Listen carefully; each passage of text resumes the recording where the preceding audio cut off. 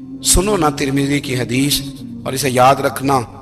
نبی پاک علیہ السلام نے فرمایا اپنے دکھ لوگوں کے سامنے نہ بیان کرنا، سیٹھوں نوابوں کو نہ بتاتے پھرنا، دنیا داروں کے سامنے جا کے نہ رونا کہ میں تکلیف میں ہوں۔ فرمایا اگر دنیا داروں کو دکھ بتاؤ گے رب تمہیں کبھی غنی نہیں کرے گا۔ فرمایا اپنے دکھ اپنے رب کو بتا، وہ جلدی کرے یا دیر سے کرے تجھے ساری دنیا سے بے نیاز کر دے گا، تجھے کسی کا محتاج نہیں رہنے دے گا۔ اپنے مسلح کو، اپنی دعاؤں، ایک بزرگ فرماتے ہیں میں نے دعا مانگنے کا طریقہ اپنی بیوی سے سیکھا۔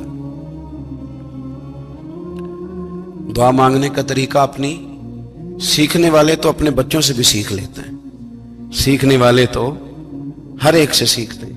وہ کہتے ہیں میں نے دعا مانگنے کا سلیقہ اپنی بیوی سے سیکھا ہے۔ حضرت وہ کس طرح؟ فرمانے لگے میری بیوی نے نا مجھے کوئی کام بتایا، کچھ پیسوں کی ضرورت کے لیے کہا، تو میں نے اسے کہا کہ بھئی ابھی میرے پاس نہیں ہے، کچھ دنوں میں آتے ہیں تو میں دے دوں گا۔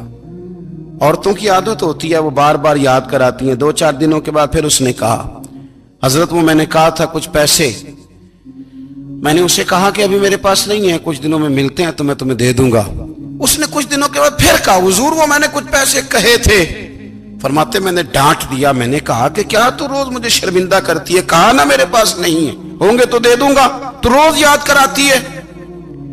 فرماتے ہیں اس نے پہلے تو میری ڈانٹ کو سہا، پھر میرے سخت جملوں نے اس کی آنکھوں میں آنسو پیدا کر دیے، پھر اس نے اپنے آنچل میں اپنے اس دکھ کو سمیٹا، اور پھر اس نے ایک جملہ کہا تو میں رو پڑا، اور مجھے اپنے رب سے مانگنے کا طریقہ آ گیا۔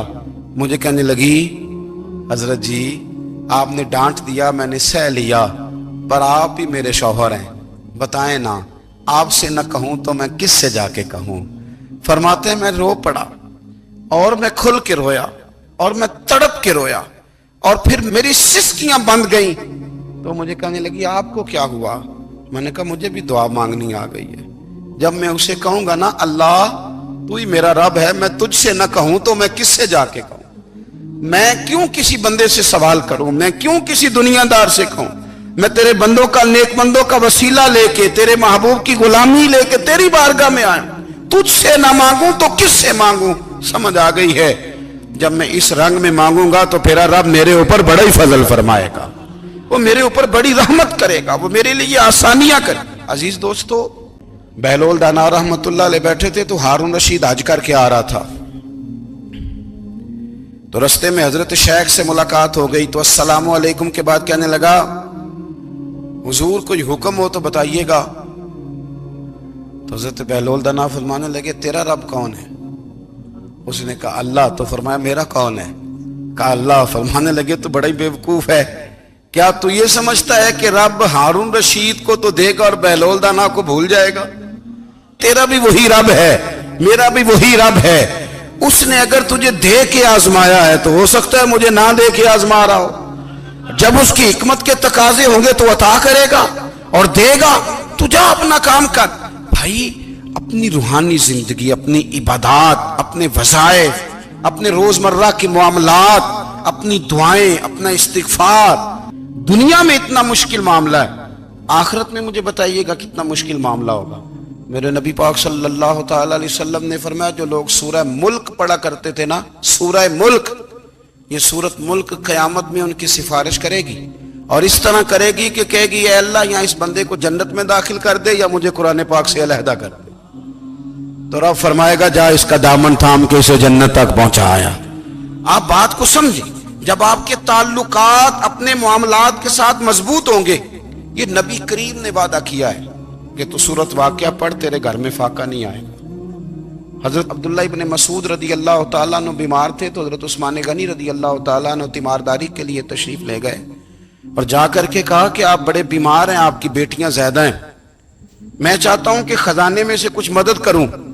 تو سیدنا عبداللہ ابن مسعود رضی اللہ تعالیٰ عنہ اٹھ کے بیٹھ گئے اور کہنے لگے امیر المومنین اللہ آپ کو میری طرف سے، میری بیٹیوں کی طرف سے بہتر صلہ دے، میری بیٹیوں کو کسی خزانے کی ضرورت نہیں، میں نے انہیں خزانہ دے دیا ہے۔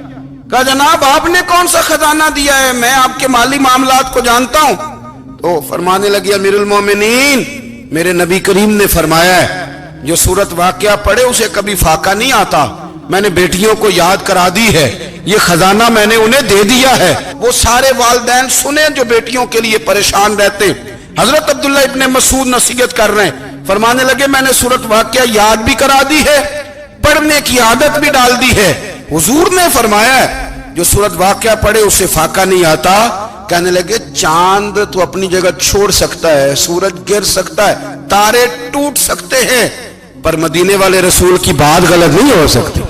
حضور نے فرمایا فاقہ نہیں آئے گا تو انشاءاللہ کبھی بھی نہیں آئے گا۔ کرنے کا کام یہ ہے۔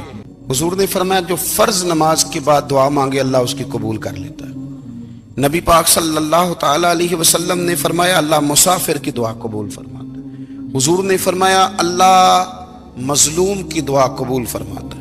حضور نے فرمایا بیمار سے دعا کراؤ اللہ اس کی دعا قبول فرماتا ہے۔ میرے نبی پاک نے فرمایا ماں باپ جب بھی اولاد کے لیے ہاتھ اٹھائیں، ویسے تے بلے شاہ تو آسمانی اڑ دیا ہی پھڑ دیں، جڑا گھر بیٹھا انہوں بڑھیا ہی نہیں۔ حضور فرمانے لگے ماں باپ جب بھی اولاد کے لیے دعا فرمائیں اللہ ان کی دعا کو قبول کرتا ہے۔ آپ اپنا تعلق بنائیں، دعا کے ساتھ، عبادت کے ساتھ، مصلی کے ساتھ رشتہ بنائیں، استغفار پڑھیں۔ صلاح الدین ایوبی صلیبی جنگوں میں تھے، رات کو مسجد اقصی میں نماز پڑھی تو پریشان تھے۔ ایک بزرگ سے ملاقات ہوئی تو وہ کہنے لگے کہ آپ بڑے پریشان ہیں۔ کہنے لگے حضور پریشان اس لیے ہوں کہ پہلے ہی مسلمان کمزور ہے، اب میں نے سنا ہے دشمن کا ایک بحری بیڑا وہ جنگی سامان سے بھرا ہوا آ رہا ہے، تو اب ان کے پاس اور تلواریں اور نیزے آ جائیں گے، مسلمانوں کے پاس پہلے ہی وسائل کی کمی ہے، پریشان ہو کس طرح کر کے مقابلہ کریں گے۔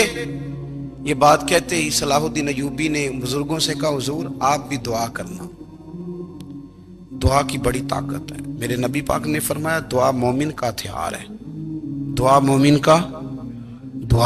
کا